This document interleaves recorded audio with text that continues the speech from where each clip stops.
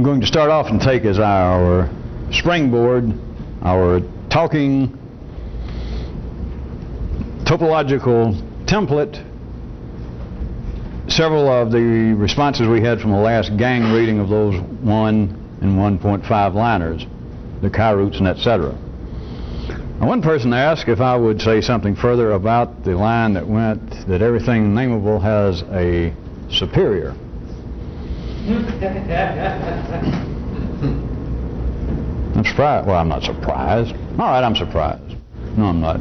Nobody's ever asked before about that one.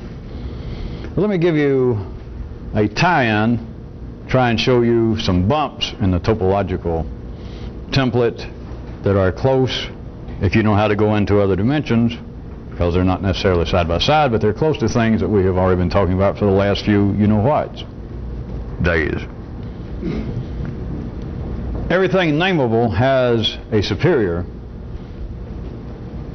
is one other view of the complex consumes the simple. But I will deal with a little bit of it on the basis of the verbal specifics of everything nameable has a superior, since I'm the one that verbalized it in the first place. As long as we're here, let me point out something else. You realize that people have, now that you hear it, if you're trying to think about it again, that everything nameable, let's be sure that everyone understands, so I'm going to start out from a fairly straightforward basis, that everything that humans can name, no matter what you call it, will be found to have a verbal superior. It may only be in the planning stages, but if you find the blankest, how about the world's biggest battleship, whatever that would constitute, gross weight, length, armaments, but the world's largest battleship. Now there's a larger one somewhere. It may be in the planning stages. May only be plans for it, may be in somebody's head, may be already on paper, it may be up in the Pentagon, or it may be over in the Kremlin right now. But anything nameable, the world's strongest man, he ain't the world's strongest man. He's got a superior somewhere. If not right now, in three-dimensional time, he's coming up. The world's fastest man. There's somebody faster. Well, I was going to point out, now that I've got your attention focused at a fairly direct level, note that if it does reach a point that apparently there is no superior, people have no interest in it, to wit, God. The real, what ordinary people think about the real God. They got no interest in that. They have to come up with something else. In Christianity, it's Jesus. Everybody wants to talk about Jesus. And they want to discuss it from top to bottom about, was he actually the Son of God, or was he maybe just half a God? Was he a demigod, or was he a demi-semi-God? You know, like, was he 1/4 God? Was he a God at one time, but then when he got here, he was not a God? Will he go back and be God? The Muslims, dicking around with Muhammad, nobody talks about Allah. I mean, Muhammad made some statements, the Old Testament, Moses, Jesus made some statements about God, but people, even those in the business of religion, you just got no interest in God, assuming that you are run-of-the-mill bell curve. That is, that you're right in the middle of whatever that religion is. The Hindus, if we're going to call that a religion, they've got it split up to the point that they can discuss these three aspects. But the idea that there is one God somewhere that's the final guy, like Jesus is old man, God, the Old Testament, Jehovah, the big G God. Nobody's got any interest. What can you say? Unless you were outside the bell curve and you want to start discussing, well, I'm not sure that the God that we have come up with in the Judaic-Christian area of the world is it. Now, you might be some little splinter brain going off by yourself. But if you're in the mainstream of religions, your mind does not focus on, you've got no interest in a concept that apparently has no superior. What can you do with it? There's nothing to say. You got to back up. All right. Consider that an aside if you want to. But I was going to point out that there is a way in which to look at this from another a slight spin on it, that this is another way to say that the complex consumes the simple, but it's also a way to bring up something further. That's why I like the request that I say something else, and that is the complex always has a more complex.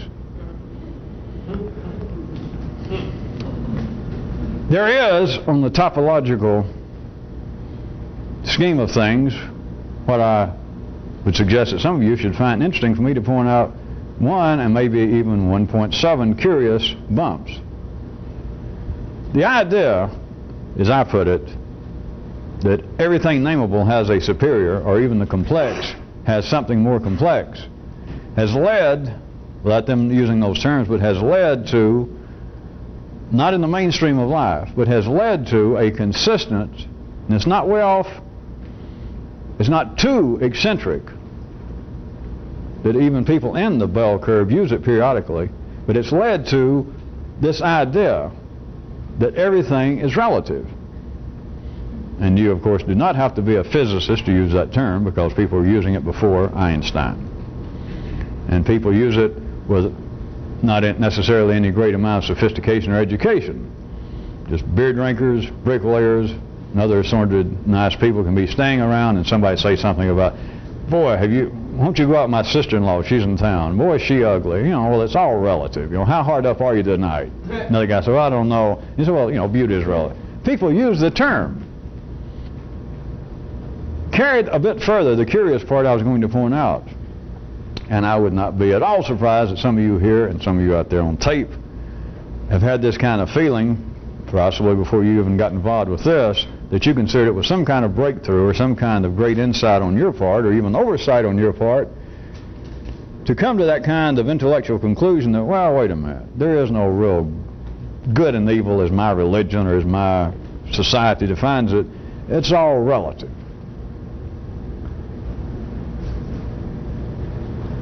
But people, ordinary people, cannot stay with that any more than they can stay interested in an absolute, ultimate complex, such as a God. People cannot stay with it. They do not find it satisfying. And I'll tell you why. Because even to say that everything's relative requires, for the human mind to operate, that there be a constant somewhere. And so those who might be continually of the mind, of the idea that everything is relative, they find it very unsatisfying. They cannot proffer it, they cannot uphold it as being a viable philosophy. They'll say it, and you could try and discuss a few things with them. You could say, well, there's got to be something constant, and they might say, well, tell me what it is. They might play that with you. You might say, well, you know there's got to be. And I say, well, maybe there is, but I don't know what it is, because anything that you name, if you're as intelligent as I am, if you'll follow my train of thought, I can show you that whatever you say is a constant is in fact relative to something else. But they do not find it satisfying. And so, of course, as always, don't worry about a they out there. Look at you to try and uphold that in your own talking nervous system, that everything is relative. There is no absolute truth. There is no absolute goodness. There is that it's all relative. You cannot say that and go, ha, and put a period like, well, now I've got it figured out. That's it. You cannot. And you know why? I just told you why. Because it requires that there be a constant. And here is one of the, what I thought that some of you might find the curious part.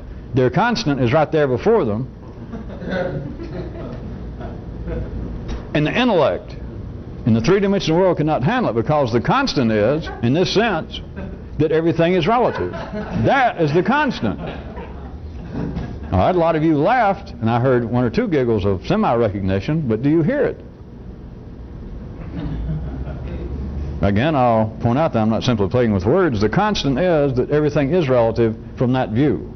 But those that life runs that kind of thought process through in the ordinary world that would say, well, everything's constant, then if you could grab them by their private little nervous system and say, all right, you actually believe that? And they go, well, yeah, kind of. Well, do you find that satisfying? As far as you're concerned, does that answer it all? And they'd go, no. Again, don't worry about out there, in you. Does that satisfy? At times you can make a verbal defense of it. You can even tell yourself, well, wait a minute. In this case, me being accused of taking someone toward action, the accusation, as far as my actions per se are concerned, is invalid, because what I did, according to their attack on me, it's all a matter of relativity. Does that satisfy you as a defense? Well, no. And you may not attribute it to some sort of religious or moral guilt. It is simply unsatisfying. there is a constant, but the ordinary intellect cannot grasp it, and the constant is, in that case, that everything is relative if that's the way you see it. But an ordinary man cannot say that everything is relative, and yes, I see it, and then see that that's the constant.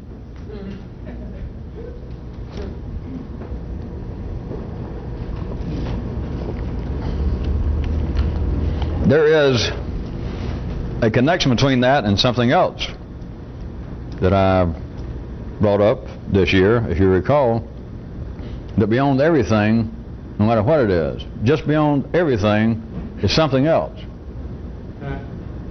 Something else.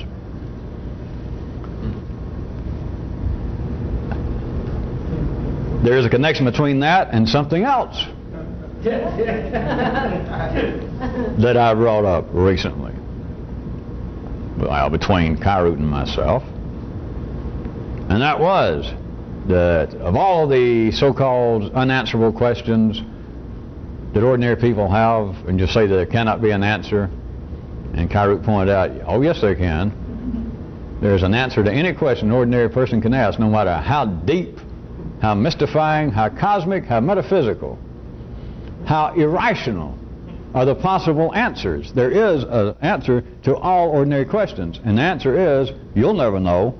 Of course, that is if you're ordinary. That is the answer. And the night I had that read, we probably had as many laughs and giggles we had right then, but it wasn't just a joke.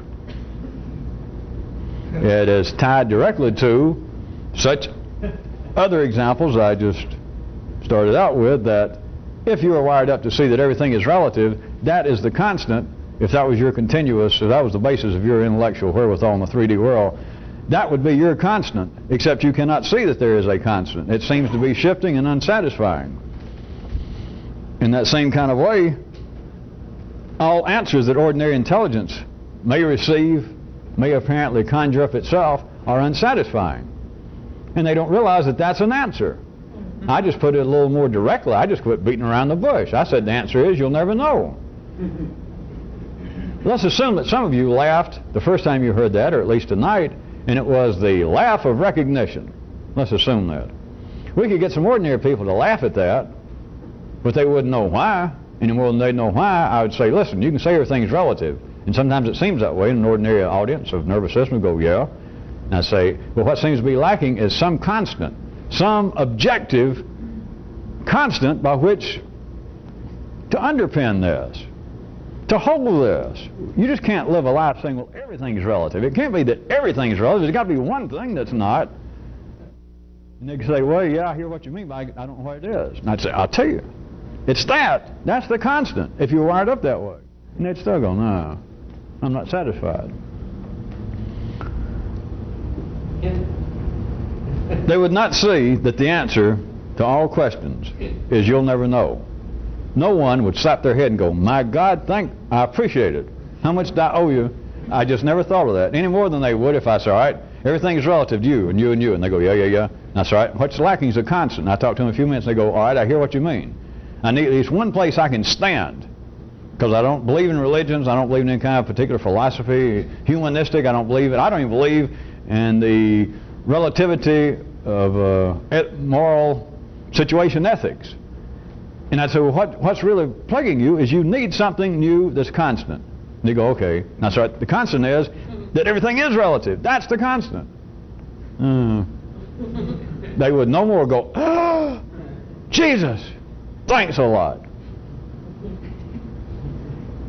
It's just more of the interesting bumps and that kind of topological phenology, not up here at the skull. We got to get in deeper to another level of, wasn't it phenology? Phrenology is we could get our hands inside your brain. I mean, as yucky as it is, but instead of trying to feel bumps on your head and figure out somebody, what you need to do is be able to get down there in your brain. Of course, maybe if Johnson & Johnson wouldn't forbid it, maybe if you get in there with some Q-tips and get between all the folds and clean them out, like get the wax out, who knows, you might be a better person for it. Of course, you know what happened there. You'd be cleaning out some of those folds and getting in there, and suddenly you'd sneeze and hurt yourself. And you'd call an attorney the same way that you would if you poked your ear out trying to get the wax out. Johnson & Johnson. You look down the box, it says, do not stick this in your ear or in your cortical folds. So, that's just in case any of you ever get in there, is be forewarned, because I don't think that you'd prevail in a lawsuit.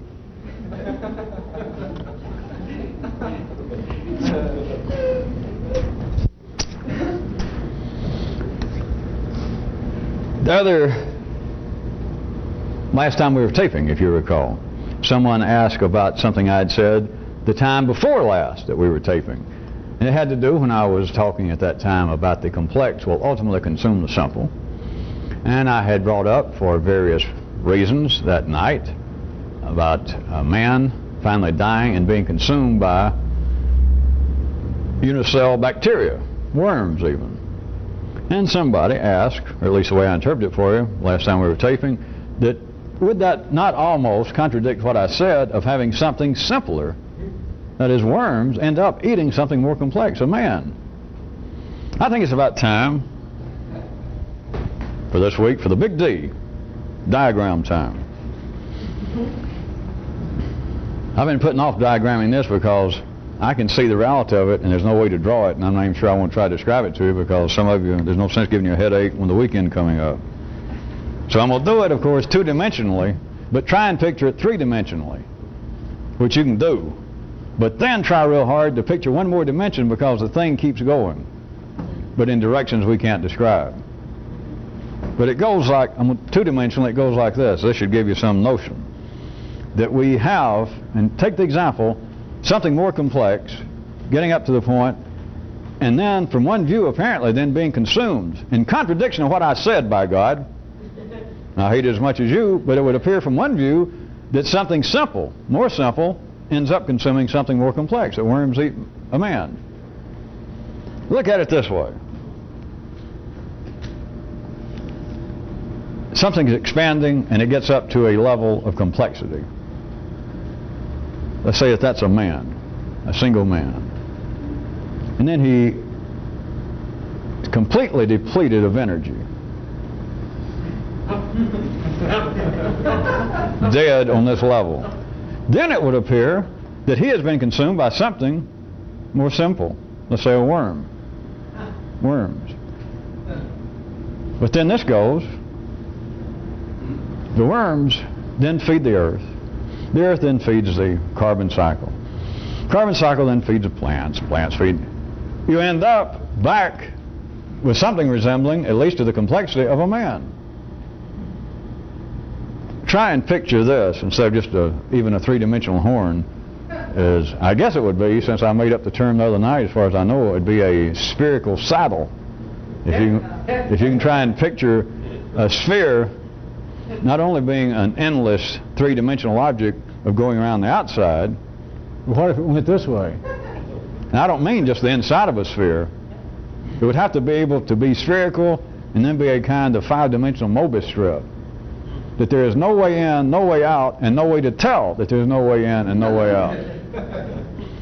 Because this can work in other ways. There's another way to look at it, of course. And that is that the worm right here is simply a budding life itself. All right, the planet Earth, start there. You can look at it as being, let's take the worm's view. The worm is very simplistic. Now this is turned around in 5 dimensions. You follow me? You could say that a man's being eaten by worms, but right next to the worms is what? Just right next to it. Remember, right past everything is something else. Right past, in this example of saying, all right, men are eaten by worms, therefore something complex is being consumed by something more simplistic. The worms, all you got to do is just get right past the worms, verbally. Right past the worms, and you got what? You got planet Earth.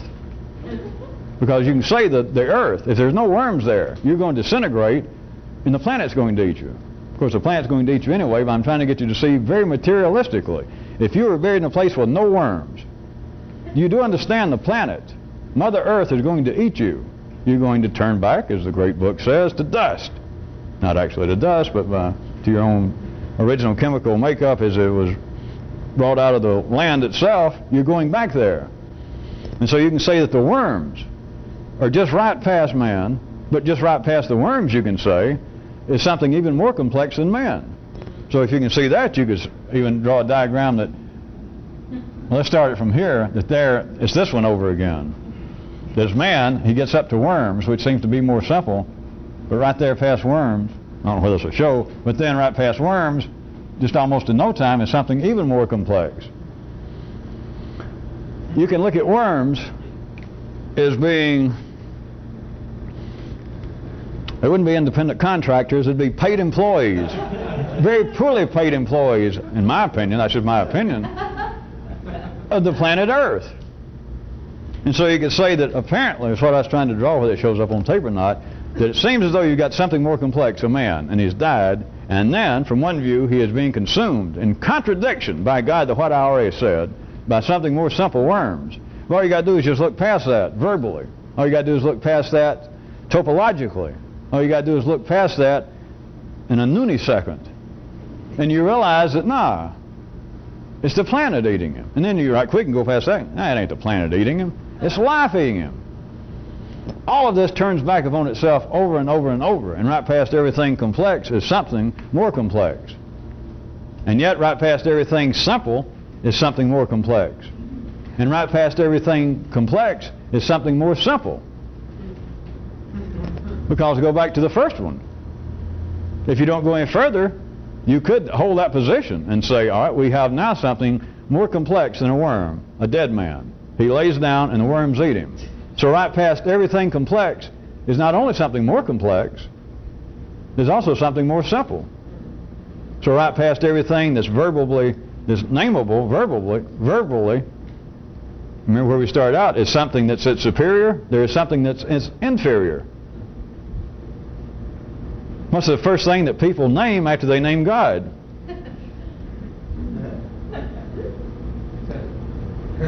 His unruly child, the fallen angel, the anti-God,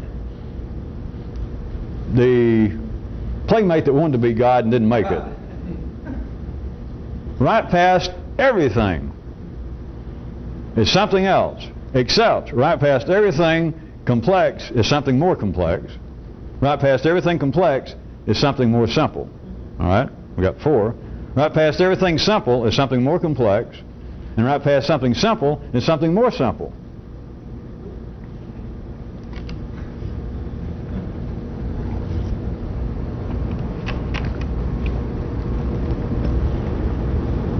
Could any of you see that you can take this absolutely, as always, internally, and that this is intellectually, that is, in the talking part, the talking area of the human nervous system, that this is directly related to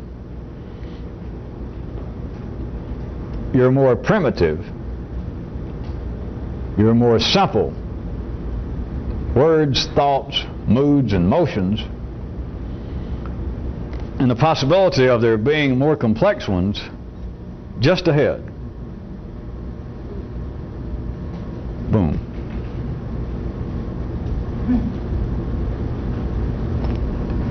And maybe just behind. See, the drummer didn't expect that. I didn't get a bomb drop when I went just ahead. Boom. That's where we were supposed to stop, right? Because of all the thoughts, all the words that the thoughts can produce, and vice versa, all the moods and all the motions, all aspects of the human nervous system, all the languages, right past anything it can say, feel, or do. The limbic, the motor, the cortical, everything they can say right past that is something more complex. A more complex mood, feeling, a more complex motion, a more enriched way to move, to do whatever it is you're physically doing. There is a place right past whatever it is you're thinking, that there is a thought that is more complex. But, see, I wouldn't stop there. Once you understand that there is backward and forward history, and that that does not run in that direction, or even in 3 directions. See, if I'd left it where it was, then it would almost sound like, as many times, some sort of God knows what kind of sermon, or commentary, or epistle, or whatever it is the Pope sends out, canons, or maybe just a 357. An encyclial, or a bicyclial, a tricyclial. To just leave it and say right past everything, all moods, thoughts, motions, words, is the possibility of something more complex. That would sound to be the place to stop. That yes, that's what this is all about. That's what everybody's after. But also, if you followed into that, which I noticed there was not a groundswell of people writing and going, as I was going through 5 minutes ago about how right past everything complex is something more complex, but there's also something more simple. The right past man indeed is worms. And right past worms is whatever eat worms. The bacteria in their own system. There's some kind of symbiotic relationship in a worm. I can't give you the technical name, the biological name, but they've got some kind of bacteria working in worms. And so you can say right past everything simple is something more simple. And noticing the great success I had with that and the many flashes of instantaneous enlightenment that swept the crowd, I don't guess I should be surprised that it didn't go much better. Here we are 5 or 6 minutes later.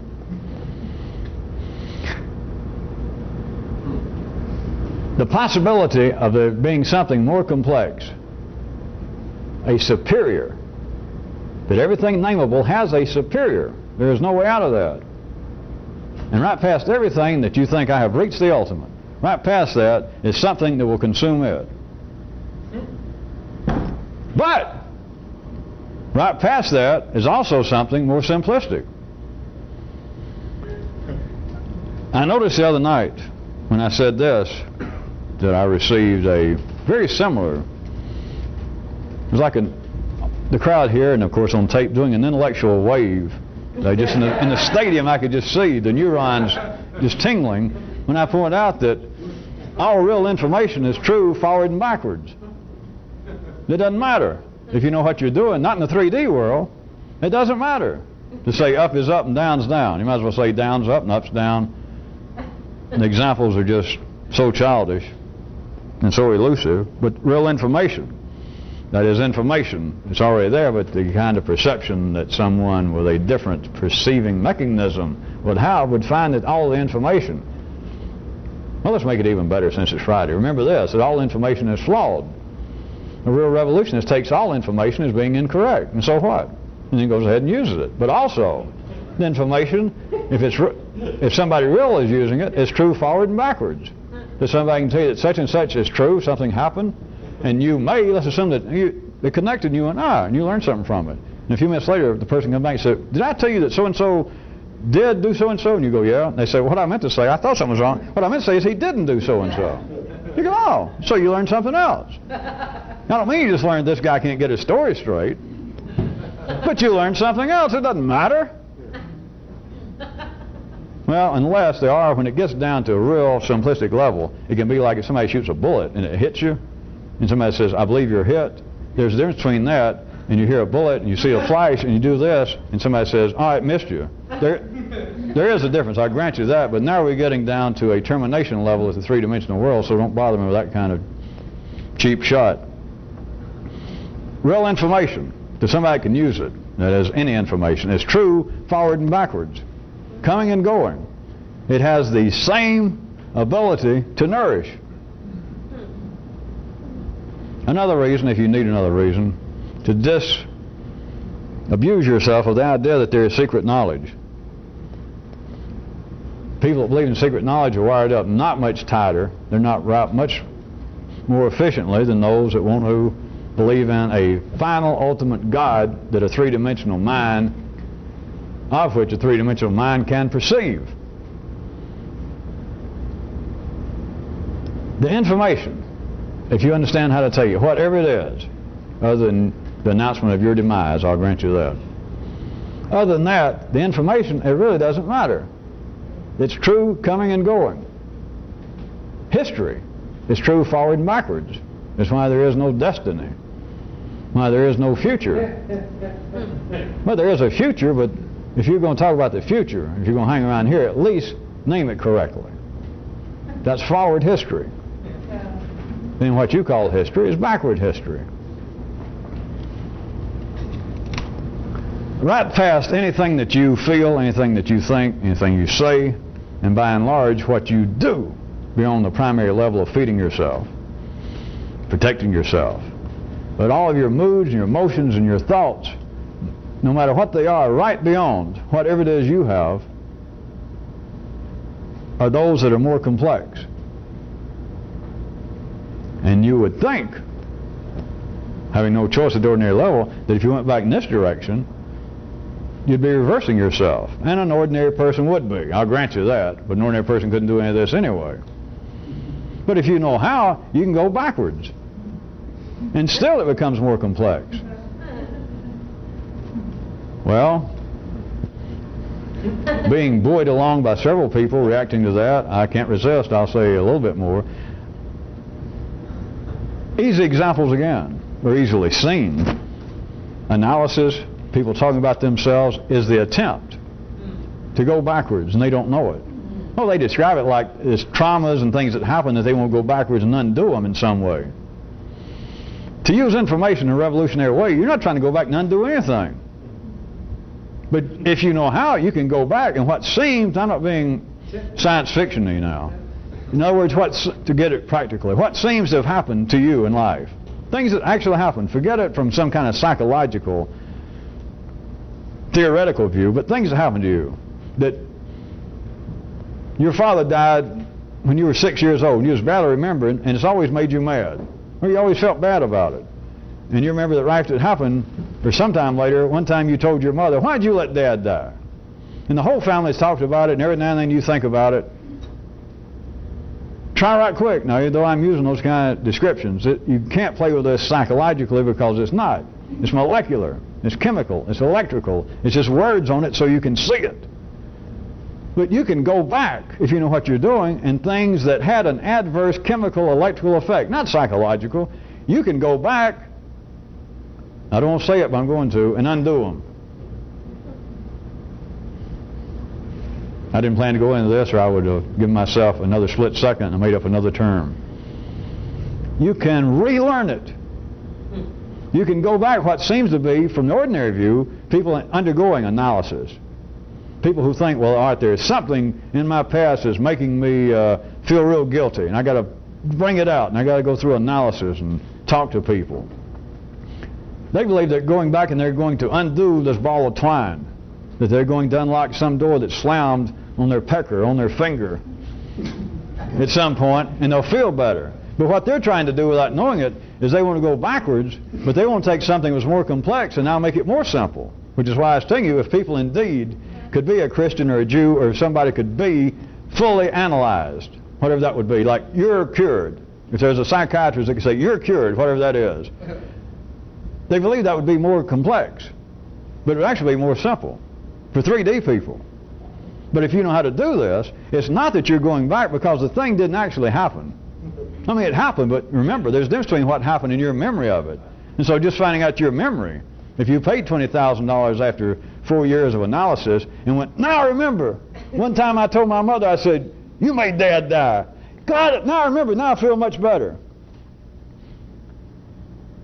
Now, from that view, it's like your memory is in some way, now that you brought it up, has cleansed you. But remember, it was just last time we were taping. Whether you got it or not, I told you that that was one of those subtle tricks of that kind of synonymous confusion and distraction that life plays, especially verbally, which is the reflection of the chemical, electrical reality of it. Memory. No matter how good, no matter how bad your memory is, no matter whether you just remembered something that you, quote, had forgotten for 20 years, that doesn't matter. The memory and what happened, that is the past, are two distinct things. They're different things. If a real revolutionist knew how to do this, what I'm talking about, you go back not just to memory, but to actual past. And you can make that which made you more simplistic. Something was unprofitable to you personally. It fit right into the scheme of life, or it wouldn't have happened. And you can go back, now I'll say it again, undo it. You can make that simple something, which I say simple in your case because it has proved to be unprofitable. It has cost you. You can go back and enrich it. That is, you can go back, it would seem to be in contradiction to this, you can go back in ways that would seem to be getting more simple, and if you know how to go into backward history, you can make that which was more simple, the past, you can change it People know they can change their memory. They don't like to call it that, but they can change their memory. But this other thing,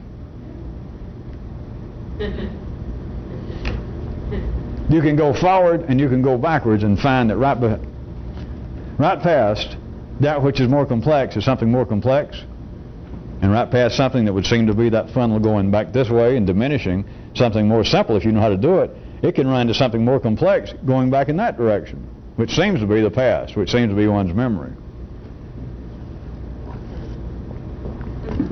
Well, if that was too complex, how about, you remember in the gang read the other night, Kyrute, or somebody said that even though he had pointed out that a real revolutionist had no particular vices, that he might as well go ahead and tell you the truth, that he also had no particular virtues. Nobody gets it now. If you could go in both directions, well, let's don't be so technical.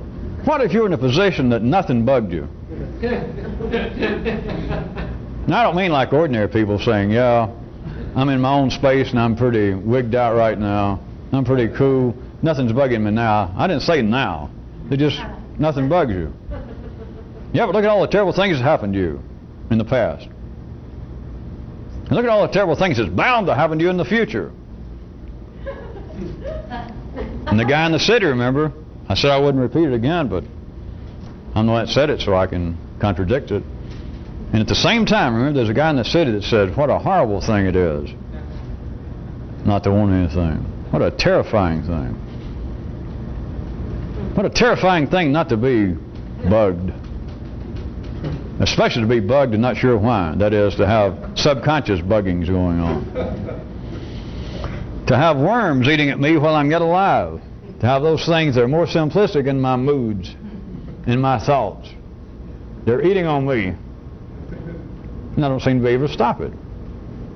Which I guess life through people like Freud knew what it was doing by referring to things as consciousness below the level of ordinary perception. In other words, below ground.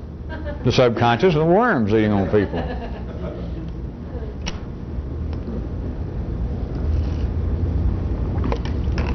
There was another request for me to comment.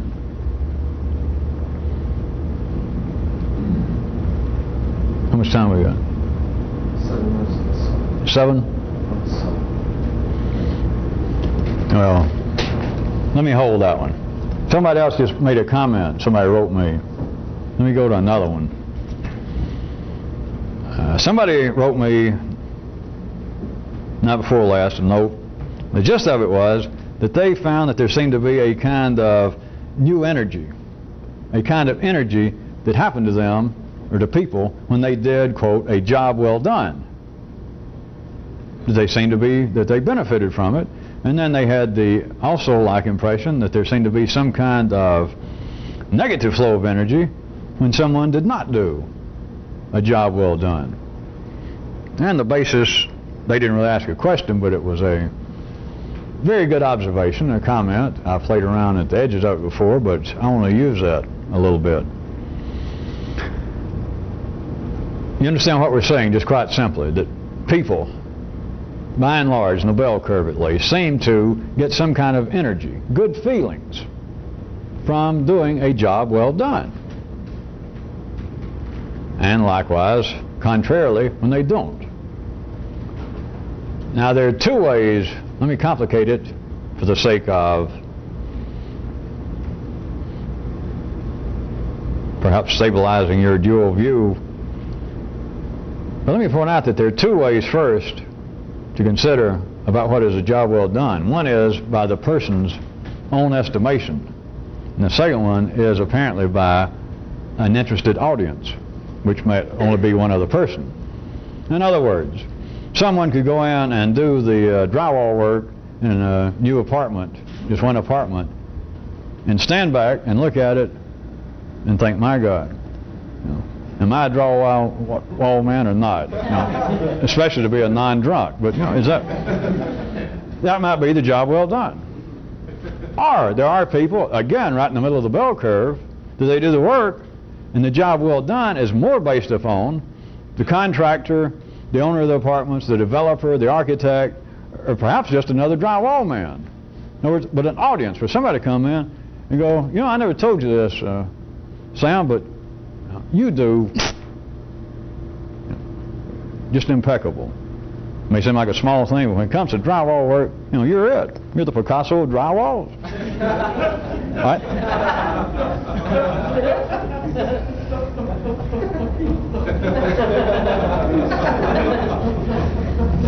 The Motherwell of sheetrock. There's likewise in life, and it varies, it can all happen within the same nervous system as the same person. That some things, that sometimes you can apparently experience the job well done on the basis that you did it. Other examples I've used over and over with guitars, you may sit home and write a brand new song, come up with a chord progression you never even heard of, never read about, and just a little thing, and you get through and you go, wow.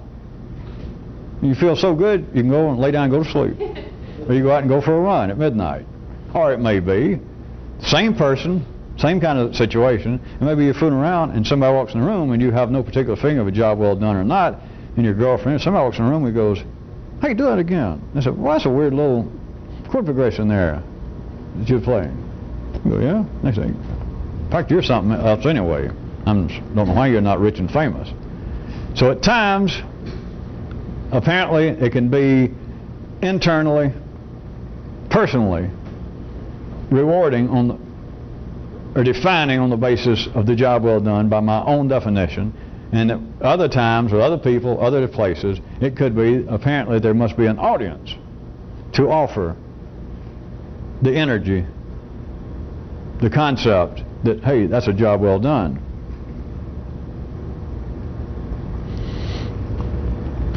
All right. But you might also further note concerning the job unwell done. This is not in the bell curve of life, but all of you should notice, because many of you got a little piece of this. You got a cousin. It may not be your brother inside, but many of you have got a cousin at least that's wired up like this, and there's certain conditions that they're wired up that the job unwell done, that is, a job not well done, supplies the necessary energy. I guess in at least strictly Freudian analysis is referred to as the necessity for fuck-ups. Something like that. That there are people that by their own definition they say, well, I'm going to do so-and-so, don't worry about me, I'll finish out the sheetrock in this room. And you come back, you know. Need I say more? Looks like Berlin circa 1944. And there they stand, you know, smiling, what next? What you going to do next? And you may think, my God, you know, as long as I've known you, it's just that over and over. And in other words, they don't seem to notice. You can say, well, that won't do. And they might get in a huff and leave. Better that than a Packard, I guess. We got to turn the tape over. But other than outside the bell curve, which all of you got a piece of, I'm not going to stay on it, but of doing a job not well done, there are people that the job not well done, in a sense, I assume that most of you should be able to follow that there are people that the job not well done, in other words, to them, is the job well done. Psychology keeps trying to fool with that, and religion, and common intelligence throughout history about why do some people do that. But there is a necessity for people to fuck up. There is a kind of energy. Now, we're calling it that from one relative viewpoint. Remember, but it's on the basis that out in life somebody says, oh, here, I'll go change your tire. And they not only do not get your tire changed, but in some way 2 of your fenders are gone and the trunk's caved in. That kind of thing. And they stand there and smile, or they don't seem to notice. That is their reward. That is their payoff. Life needs that, but that is not the bell curve. As I said, many people here not excluded have a piece of that. Let's don't go into how big a piece. It's no need being naughty, nasty, and personal on the weekend. But back to the bell curve, back to the main river, the main flow of life's energy, and that is that people who are wired up to do jobs well done and to apparently be rewarded. That is, they feel better, they have energy. In that case, the job well done is on the basis that the result seems to exemplify the plan. The intent is realized, and it's a job well done. A person apparently can do what they said they were going to do. Now, whether it be on the basis that they're pleased, whether an audience seems to be pleased, and it can be a combination of the two. But now, leaving out the stray frequencies out there in the spectrum of people who necessarily have to run amok. Now with ordinary people, we're speaking about the ordinary bell curve of the talking intelligence in the old country. To do a job well done is they accomplish more or less what they said they intended to do. On that basis, it would seem that life rewards such effort.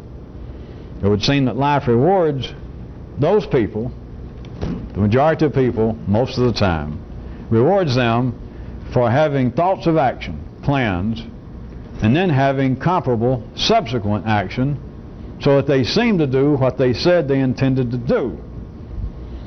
This would seem at the 3D level to be profitable, expansive, growth producing, growth supporting for the individual. And of course, likewise then, you have immediately got to realize that such is the case for life itself. There does seem to be a payoff. And the person who pointed this out to me that I started out referring to, they said it seemed to be energy, it seemed to be that people feel good. Yes, but also realize that we're not talking about psychological. We could. It would be a more simplistic level to say, well, there's something psychologically pleasing about doing something after you say, well, I'm going to learn how to do sheetrock work and I'm going to redo my own house. And then to learn how to do it, whatever it took, and actually do it and get through and look at it and think, by God, it took me 6 months and it cost $42,000, but I feel good about it. That, and plus you might call up your brother-in-law and say, come over here. You remember you guys were laughing at me? Look at it. And everybody listening said, well, I got to admit you did it.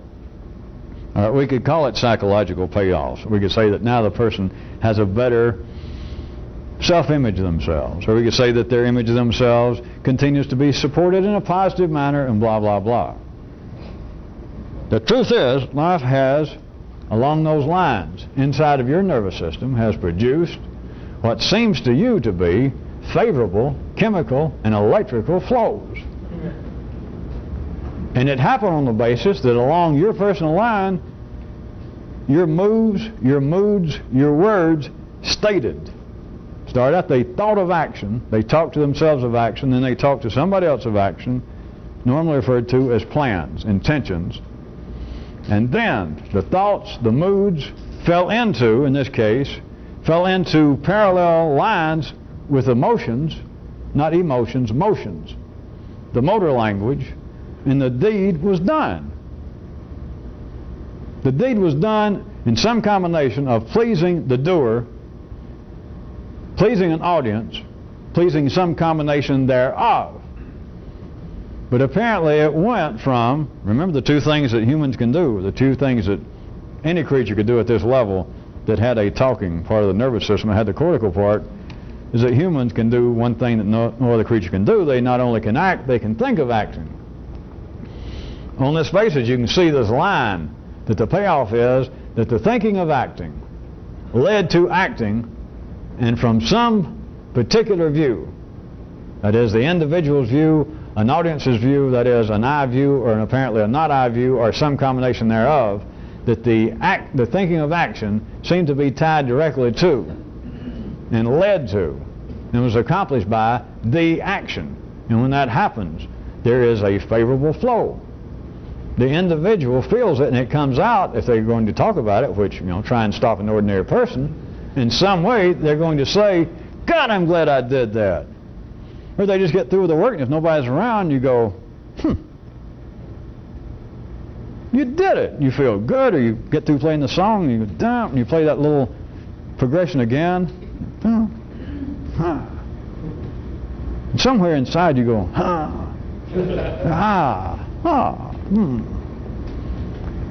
It is not psychological, it is not simply verbal, it is not simply emotional. It is the same kind of flow of chemicals and electrons that's going on when you feel the kind of adrenaline rush when you're frightened, sexually aroused. I don't mean they're exactly the same, but I'm saying it is back to that basis. It never leaves it. That we're not talking about some kind of psychological, we're not talking about some kind of personality, we're not talking about some kind of individual payoff and reward. It is life encouraging itself the same way that you do. Not exactly the same, but encouraging itself that it has positive, growth-producing flows of energy through itself when it does what it said it was going to do. And when this operates and is sensed on an individual level, is why people feel as though it's good to do a job right. Blah, blah, blah, blah, blah. Sometimes I got excuses, sometimes I'm tired, and sometimes I don't. But by God, it reminds me when I do my job just right. Even if nobody knows, even if the boss is not here, to do your job just right is its own reward. It is good. I should remember that more often. There is, we just remember the reward is always is cellular. It is sensually cellular as always. And it's not personal. It's got nothing to do with sheetrock. It's got nothing to do with music. Oh, sure, it's got something to do with it. But if you're going to look at that as being the answer, that all right, coming up with a new song once a day would keep me young and keep me happy and keep me frisky.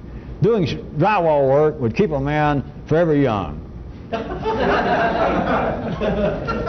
It's not that. It may appear to be that may be your secondary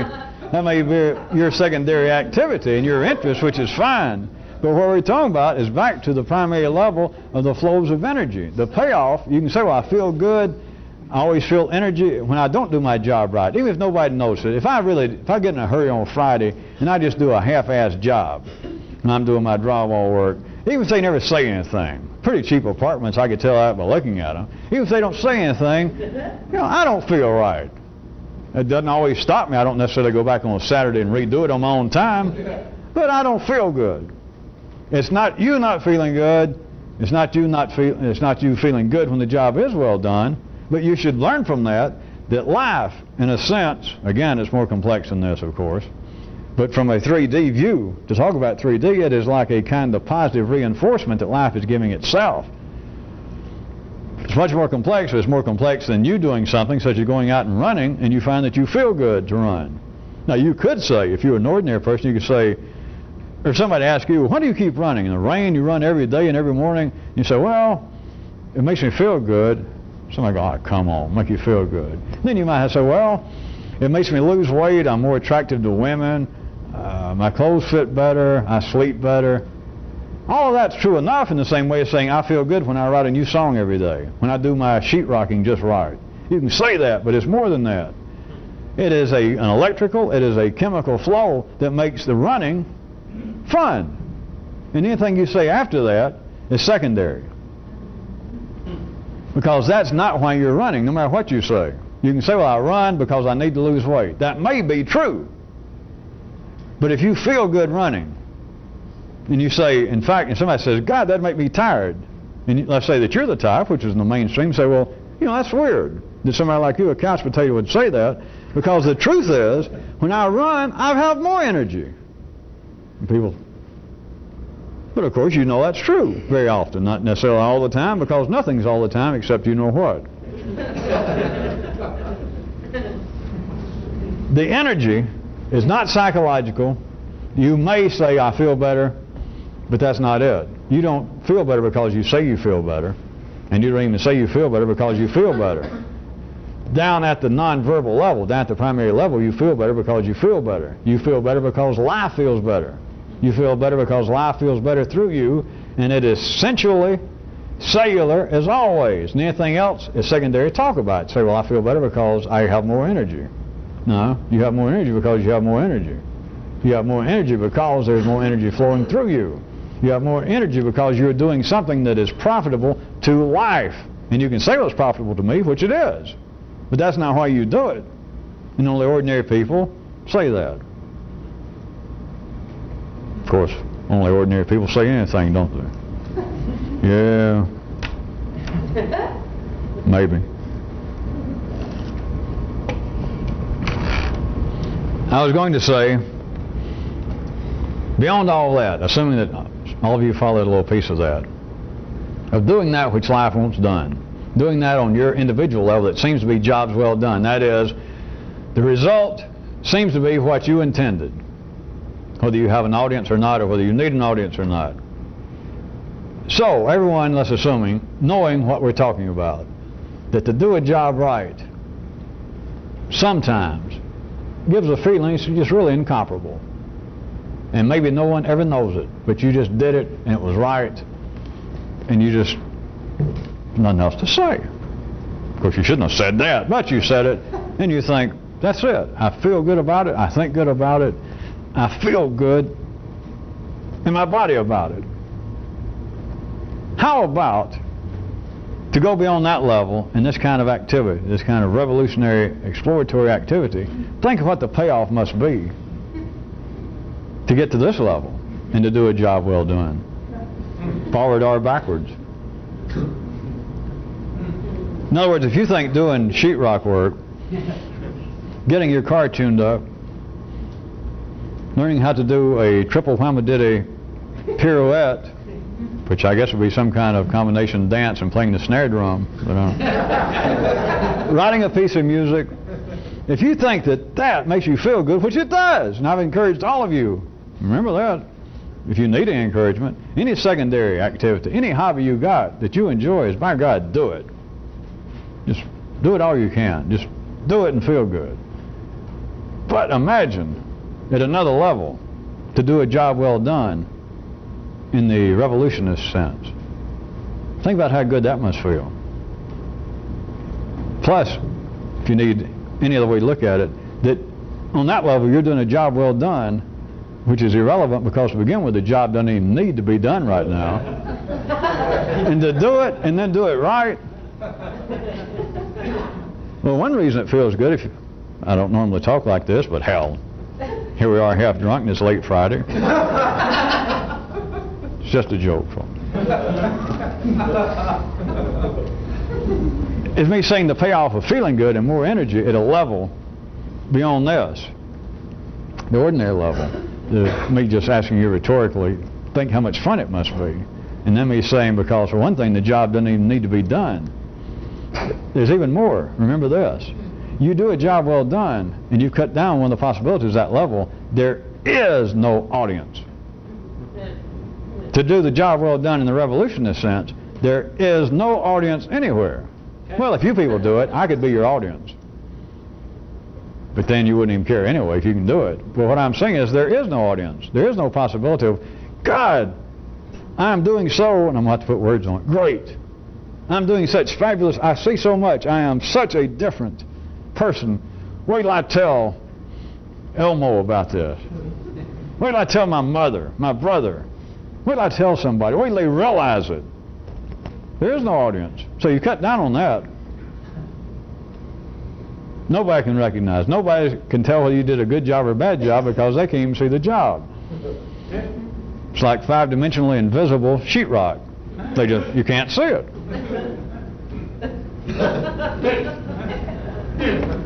If you didn't follow that, I was still insinuating to you rhetorically how much fun it must be.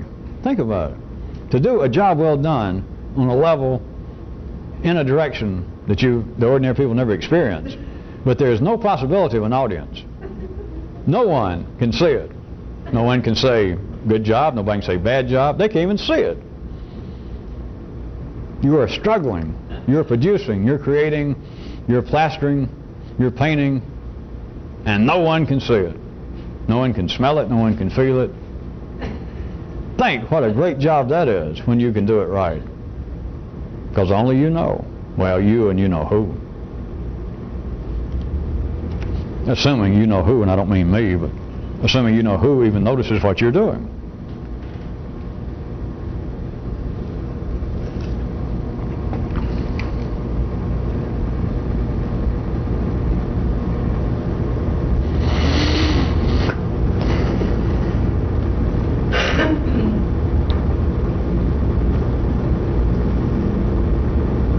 I think before we conclude tonight, we'll conclude.